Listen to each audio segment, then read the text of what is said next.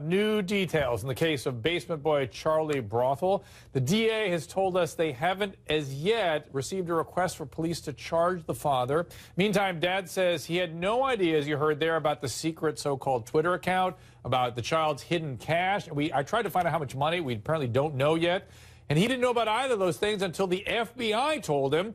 The FBI has told us that they are not in a position to confirm any of this. Adriana, I haven't heard from you on this story yet. Come on as a panel. What do you think? I don't trust one thing this guy says. Like, my visceral reaction is that he's a big, fat liar. And also, he's a control freak. He called Charlie's biological mom to try to talk to Charlie. She rejected that call, thank goodness. So he says he didn't know about the Twitter account. He didn't know about the additional money. I don't believe any of that. This is a guy who monitored how many steps his poor kid ran on the elliptical.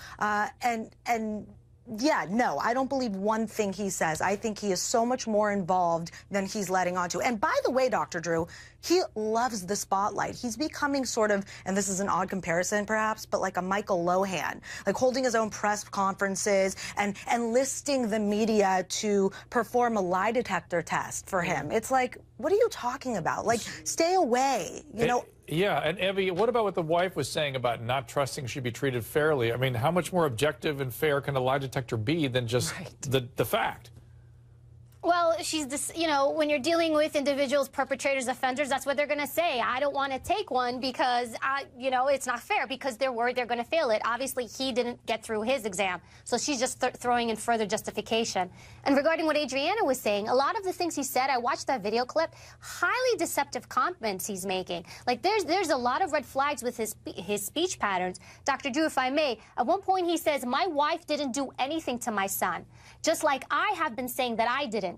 You catch that? He's saying, my wife didn't do anything. That's a commitment there. But he's saying, just like I've been saying I didn't. He's not saying the same thing from himself. Sam, what do you think? There was a whole... Yeah, I think that there's definitely something very odd here. I've said that from day one. And I was just reading on your Facebook as well as on Twitter that a lot of people are saying, well, how do we know that this kid isn't lying, that perhaps the stepmother didn't place him there? I'll tell you why I think that he's being honest, because when he admitted to the police, when he was in isolation, that he was beat with that pipe, they wanted to see, okay, is this kid exaggerating? Is he lying? They went and they corroborated his story by finding that PVC pipe, by questioning the father. So I think if he's going to be forthright about that, it's most likely that he's going to be honest about other things too. And Vanessa, should we be concerned about this Twitter account that the kid had on his own? I mean, is 12 okay to be on Twitter and to have done so without the parents even seeming to know about it? Do you have any trouble with that?